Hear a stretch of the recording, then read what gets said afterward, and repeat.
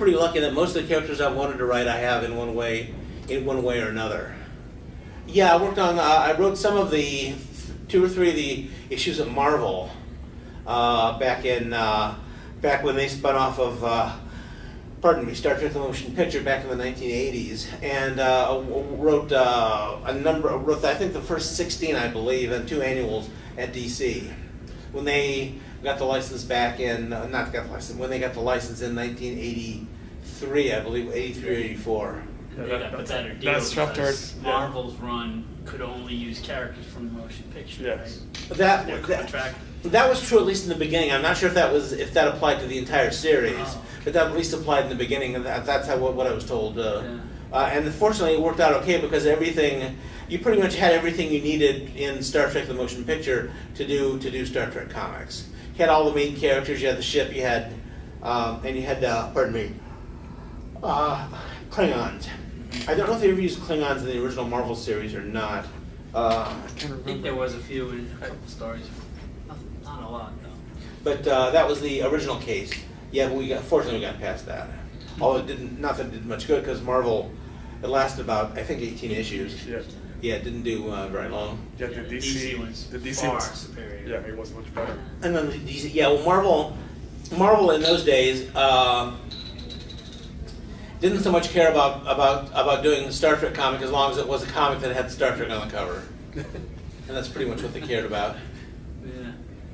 As I've said somewhere, as I said earlier today, there was an issue of Marvel's Star Trek comic, not one of mine, that I saw the title of the art for it in the office, and it was called "Tomorrow Is Yesterday," and I don't know and I pointed out to them because I don't think they were aware that that was actually the title of one of the original episodes, and so they sort of thanked me and then changed it. They didn't do much research about it, I guess. I'm sorry? They didn't do enough research about it to find out. Yeah, I guess not. But I guess it worked out okay for 18 months or so. But I think the fans are sort of aware sometimes that the company's not necessarily taking the right angle because they'll just stop buying it. Yeah, exactly. And that's what they did here. Hello and welcome to another broadcast of Comics Let's Talk. I'm your host, Kevin Given, and this week we're going to look at DC's run, both runs, on Star Trek. Series 1 took place between 1984 and 1988. After Marvel canceled their version of Star Trek, which took place during the supposed second 5-year mission after the events of Star Trek: The Motion Picture, DC picked up the rights to do the series and did an infinitely better job. DC's series picked up after the events of Wrath of Khan. For some reason, they didn't do an adaptation of the movie. Instead, they began with a 4-issue story that saw the return of the Excalbians from Star Trek: The Original Series Savage Curtain episode and the Organians from the episode Errand of Mercy. And today's references will be looking at Wikipedia and Memory Beta website, which is non-canon Star Trek articles on DC Star Trek. Long before Worf graced the bridge of Picard's Enterprise, Kirk had his own Klingon crew member in Konum, at least in the DC Star Trek universe. Konum was born to a powerful family in Kronos, who pushed the exceptionally and unusually bright young Klingon to become a key player of Cloud Game, a dangerous Klingon contest similar to three-dimensional chess that used live players and weapons. Konum graduated into the Klingon Defense Force at a young age and served a long tour of duty aboard Captain Kor on board the IKS Klothos. Amid the destruction of a Klingon raid of the planet Christofi 9, Konum realized that he simply didn't have the will to be a brutal Klingon-killing machine. In disgust, Konum threw down his weapon and tried to flee the battle. Konum was stopped by his superior, Lieutenant Gaplo, and given him a choice: either be executed on the spot or slay an innocent Christofian child. Konum chose to slay the child, an act that haunted him for many years. The original series comic Getaway. Eventually, Konum was assigned to a newly constructed Klingon space station in Federation space that was hidden by a wormhole generator under the command of Captain Koloth. There, Konum met his first 2 humans, Starfleet Captain James T. Kirk and Ensign Nancy Bryce. Konom, who found certain aspects of war intellectually stimulating but considered the loss of life abhorrent, helped the Starfleet officers to destroy the wormhole station. Kirk, believing in Konom's sincere distaste of war, brought the now disgraced Klingon back with him to the USS Enterprise in the issues The Wormhole Connection and The Only Good Klingon. More interesting in original characters in the DC Star Trek comic book run include Ensign William Bearclaw, an Apache. He was a Starfleet officer who served aboard the USS Enterprise, the USS Excelsior, and the USS Enterprise-A in the years 2285, 2286, and 87. His father was Captain John Bearclaw of the USS Gallant. When Bearclaw attended Starfleet Academy, the results of his psychological tests kept him from commander training. The Starfleet's Academy Command School's administrator, Admiral Stephen Turner, noted Bearclaw's unfortunate tendency to mistrust non-human species, a trait that followed him well into his Starfleet career. Bearclaw was more than capable with above-average test scores, but behavioral problems and stubborn xenophobia characterized his career. You can find that information in Star Trek comic Who's Who in Star Trek issue number 1. Bearclaw was one of the Academy trainees aboard the Enterprise, training under Captain Spock, when the vessel had her fatal encounter with Khan Noonien Singh at the Mutara Nebula in 2285. Following the incident, Bearclaw remained a part of the Enterprise crew, serving under Admiral James T. Kirk. When the Gallant was destroyed with all hands in 2285 while patrolling the Klingon neutral zone, Bearclaw blamed his father's death on the perceived incompetence of the Gallant's science officer, Andre Bryce, father of Nancy Bryce. Bearclaw attempted to avenge his father's death by attacking Bryce, only to be stopped in mid-combat by Captain Kirk. Despite his difficulties with the shipmates, Bearclaw worked hard to become an essential member of the Enterprise crew. Admiral Kirk noted in Bearclaw's file that he acquits himself quite well. He is skilled with any number of Terrans and can spot details many of us miss. Bearclaw had a short temper and continued to display an unfortunate tendency towards xenophobic attitudes. This brought him to odds with several of his shipmates, including the Klingon defector and honorary ensign aboard the Enterprise, Konom, also the Andorian commander Thyman, from issues Errand of War and The Trouble with Bearclaw.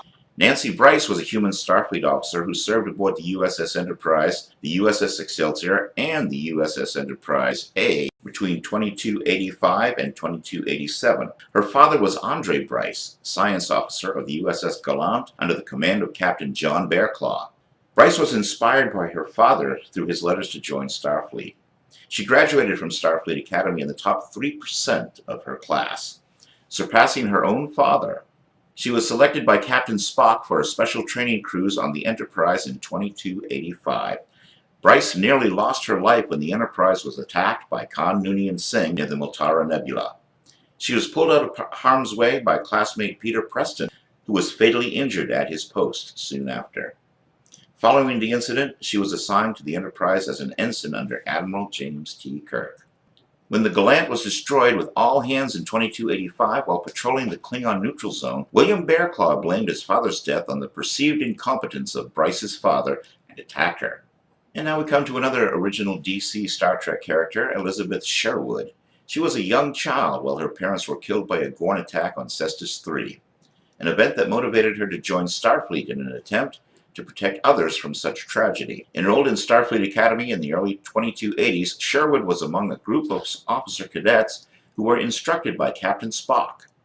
By 2285, Sherwood had been awarded an officer's position on Spock's training vessel, the USS Enterprise. In that year, the starship was attacked by Khan Noonien Singh on the USS Reliant. After Rear Admiral James T. Kirk took command of the situation, Sherwood remained a navigator in the Admiral's senior staff after the event. In particular, Sherwood benefited from observations of Kirk's command of style, of extreme confidence, a trait that had eluded her under Spock's tutelage as his instructions stressed technical brilliance. Kirk gave Sherwood opportunities to join landing parties to further her experience, with noted improvement in her performance. That's Who's Who in Star Trek Issue 2 from DC. Sherwood was manning the helm station on the bridge in 2285 when Admiral Kirk ordered the Enterprise to Organia to investigate the causes of the Federation-Klingon War of 2285. Sherwood commented that the planet had disappeared, a comment that Kirk dismissed as being a statement of the extremely obvious. in the comic book Errand of War. Sherwood was a member of the landing party at Beta Epsilon 6 on Stardate 8163.5, where she correctly ascertained that the civilization had been influenced in violation of the Prime Directive when she noticed refined metal agricultural equipment that would have been impossible given the Beta Epsilon inhabitants had only a B rating on the Richter scale of culture. The cultural contamination became worse as the natives had seen phasers in operation and knew of their effectiveness. A native military leader, General Decton, slugged Sherwood and took her phaser pistol, using it to reignite the planet's recently stalled war. Kirk and crew were able to rectify the situation by recovering the contaminator, Captain Philip Hodges, and using his knowledge of the natives' religion to transmit a message telling them to disregard some of the advanced technology they had seen from the comic book Mortal Gods. Zahn was born on Vulcan in the early 2260s and was betrothed by the 2270s. After his original bondmate died in a tragic accident, Ambassador Sarek arranged for Zahn to be betrothed to the half-Romulan Saavik. That's from the comic book storyline Pon farr, the origin of Saavik.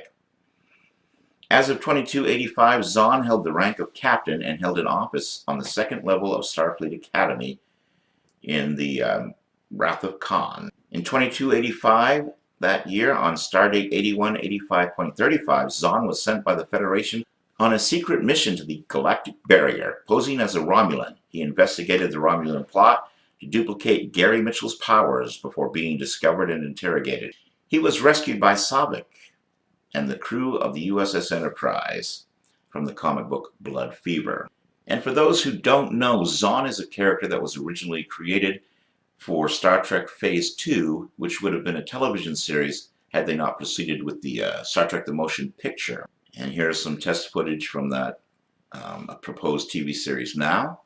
And Spock would have probably done the pilot for the new Star Trek, but he was not going to be a regular on the series. He would have showed up 5 or 6 times throughout each season if the television series had been made. But in the comic book world, this is what happened to Zahn, a character that eventually wound up hooking up with Saavik. Now, it is unknown what happened to Zahn after 2285 and his Pon farr with Saavik. Saavik would later marry Spock in 2329, so it is possible that he either divorced her or died, or even never formally married her for some reason. Issue number 9 begins the story arc for the Return to the Mirror Universe saga.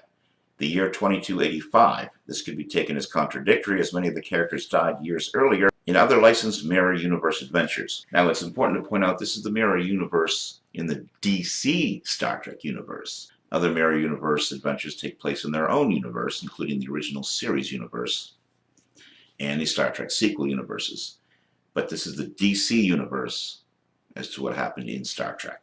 The Imperial Badge. The uniforms in this appearance were somewhat of a combination between the Terran Empire Starfleet uniform seen in the original series and the regular universe's maroon uniform of that era. The Terran Empire badge was moved over to the opposite side of the chest to avoid covering the maroon jacket's closure. The new version of the Terran badge introduced here featured the same lozenge-shaped backing patch as the standard universe Starfleet 2280's badge. Double Image is a Star Trek The Original Series comic, the second part of the New Frontier story arc. In the issue, the Mirror Universe Enterprise crew makes an incursion into the primary universe, while Captain Kirk, his crew, and their captured Klingon bird of prey are taken by the USS Excelsior to Starbase 13. The Federation's Kirk meets with David Marcus and other leaders of the Underground, fighting to free themselves from Empire rule. Both Spocks arrive in the alternate universe and join Kirk on Excelsior. The Empire's Spock has lost his hatred and has agreed to help overthrow the Empire. Kirk has convinced the Empire to let him lead an invasion fleet to his own universe, where he will turn on them. A spy learns of Kirk's plans and the invasion fleet turns on Excelsior. The Mirror Universe saga concludes in issue 16, Homecoming. This story would be reprinted in the paperback, The Mirror Universe Saga. Issue 19 is a special issue written by Walter Koenig himself and is, of course, a Chekhov solo story which takes place between the motion picture and Wrath of Khan. Chekhov incites the crew of the Enterprise to mutiny while the ship is out of control and on a collision course for an asteroid. Spock is alive and well after Star Trek III, but now he has his own command, the USS Serac. One former Enterprise crew member now serves as the Chief Medical Officer, Dr. Mbenga. Spock and the crew of the Surak arrive at an unexplored planet. Beaming down with 2 crew members, Spock finds himself alone in a dream. He must find a way out of the dream and save the rest of his landing party. Number 2 and number 23 is a sequel to the original Star Trek episode Wolf in the Fold, called Wolf on the Prowl. Red Jack returns to spread fear and murder aboard Excelsior and to take revenge on Kirk. Lured to a planet whose inhabitants worship Red Jack, Kirk and his landing party discover that Red Jack inhabits the body of one of their own. Double Blind was a duology of comics published by DC in Star Trek number 24 through 25. Written by novelist Diane Duane, this story details the USS Excelsior's encounter with 2 non-humanoid civilizations. Duane would also write issue 28. Now we come to the second series. DC's first series ended in 1988. By the following year, they rebooted the series in 1989 through 1995.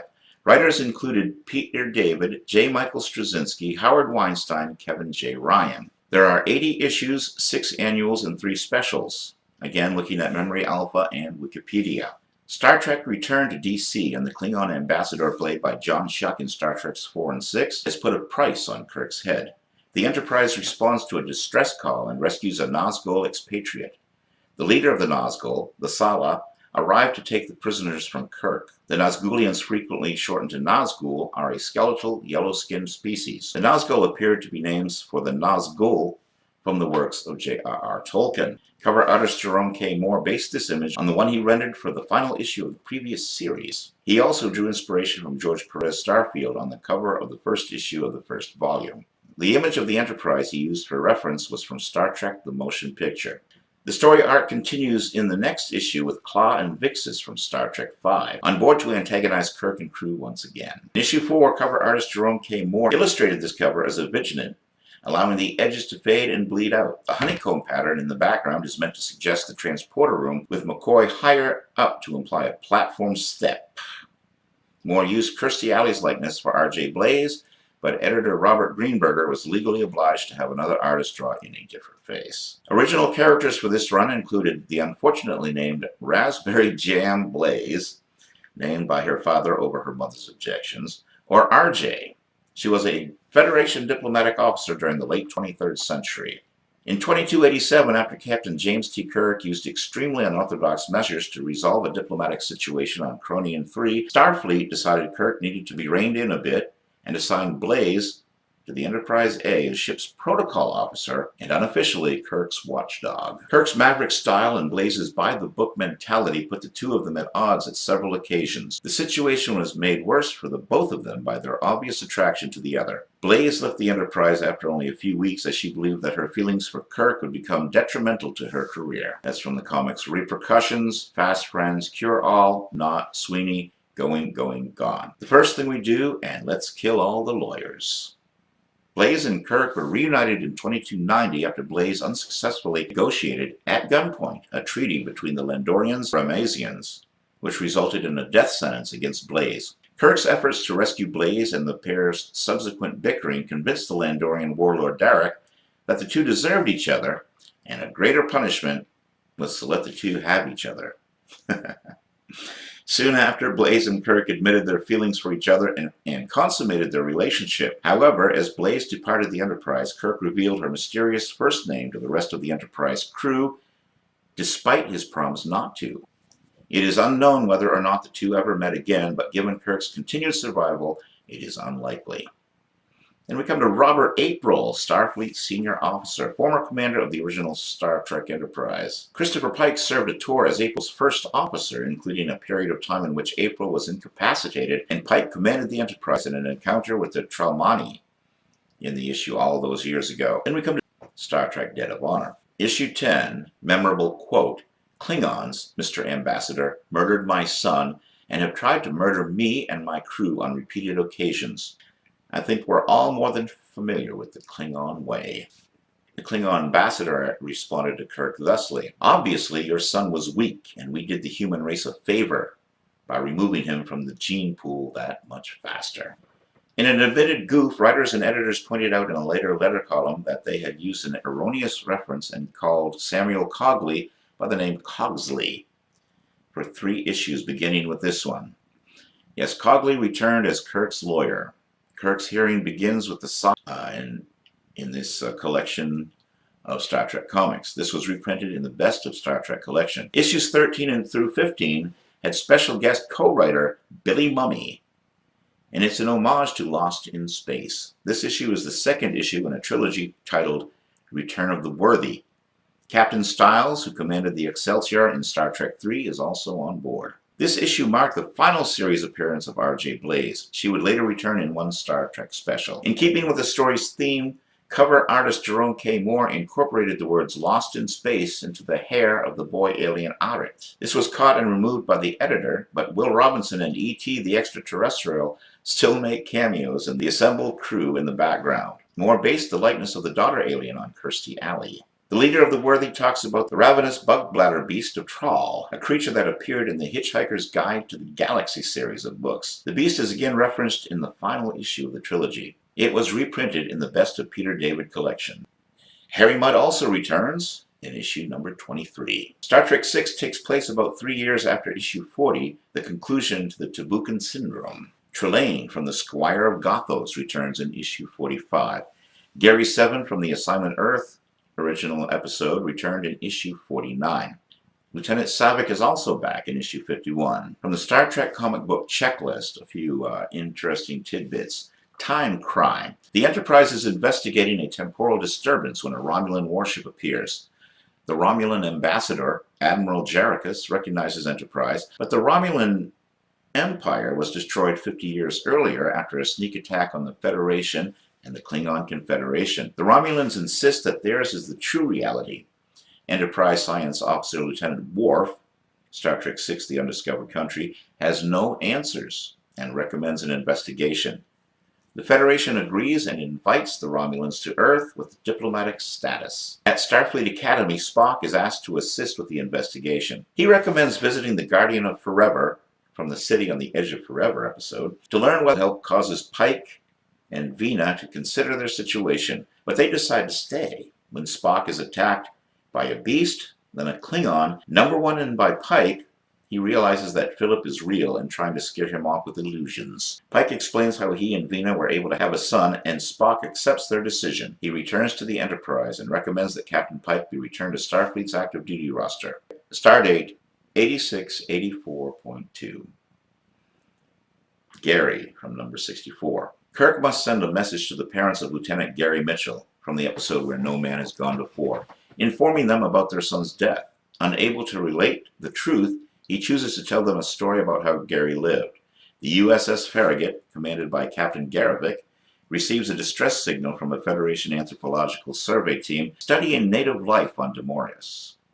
Lieutenant Kirk is placed in command of the landing party. When his party is attacked by natives and several crew members killed, Kirk reacts aggressively. Mitchell subsequently saves Kirk's life and prevents him from shedding more blood by forcing him to understand the natives. Number 66. Rivals. Tarius and Delane, a native boy, are taken into custody aboard the Enterprise. Kirk reminisces about Spock and T'Pring from Amok Time, and learns more about Stonn and T'Pring from Commander Trin. Taris has little respect for her father. Kirk, Spock, and McCoy accompany her home, where they meet Stonn and his second wife, Sephora. Stonn is gravely ill but refuses help. Taris and Dalen are arrested for stealing the government courier, and Stonn makes no effort to intervene, insisting that the treaty with the Nara G is more important. At Sephora's request, Kirk tries to help, and Taris is released. But Dalen is to be tortured. Kirk's interference causes Nara G officials to declare the treaty invalidated, stardate 8673.9.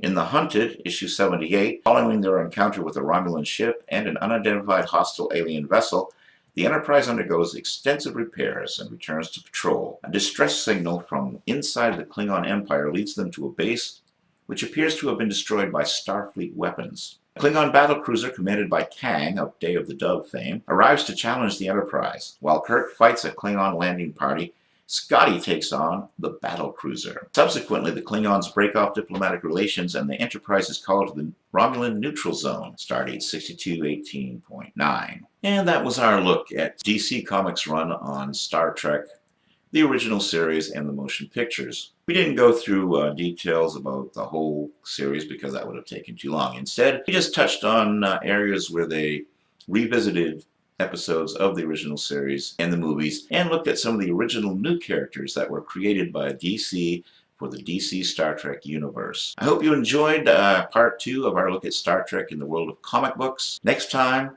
we look at Star Trek, we'll discuss Malibu, Wildstorm, IDW, and other comic book companies that have adapted Star Trek into comic book format. I review comic books and have columns on 2 sites, the Comics for Sinners website and the Comics Crusaders website. Check them out. Check out my reviews and check out my columns. If you like what you read, let me know in the comments section below. If you don't like it, let me know too. Let me know what you liked, what you didn't like. My comic book reviews for Comic Crusaders and Comics for Sinners. I also have my own franchise now. It's Carl Vincent Vampire Hunter. The first novel was Last Rites, The Return of Sebastian Vasilis. It has been adapted into comic book format and can be found on Indie Planet along with all the other Carl Vincent Vampire Hunter comic books. It's also being made into a movie out of Lakeland, Florida through Crisp Filmworks. Check out the Facebook page, Carl Vincent Vampire Hunter. Also, Last Rites, The Return of Sebastian Vasilis. If you like what you see and want to stay up to date, just click like on both pages. There are many other comic books available on Indie Planet and Drive-Thru Comic Books of the Carl Vincent Vampire Hunter franchise. The latest comic book is Dracula Rising. We're on issue 2. Issue 1 was drawn by Dennis Magnant, who since had to move on to other projects. So my new artist is Rodolfo Ezequiel. Going to show you some panels from his artwork right now. Rodolfo is an excellent artist, and these are panels that he has drawn for the Dracula Rising #2 issue. There's also an animated trailer out. Let's take a look at a little bit of the animated trailer. Who are you? Your worst nightmare. I think you dropped these. Thanks. You're not very good at this, are you? I'm Carl Vincent. Another vampire hunter wannabe. Do you know how many of you that I've killed? You can't leave yet. The party's just begun.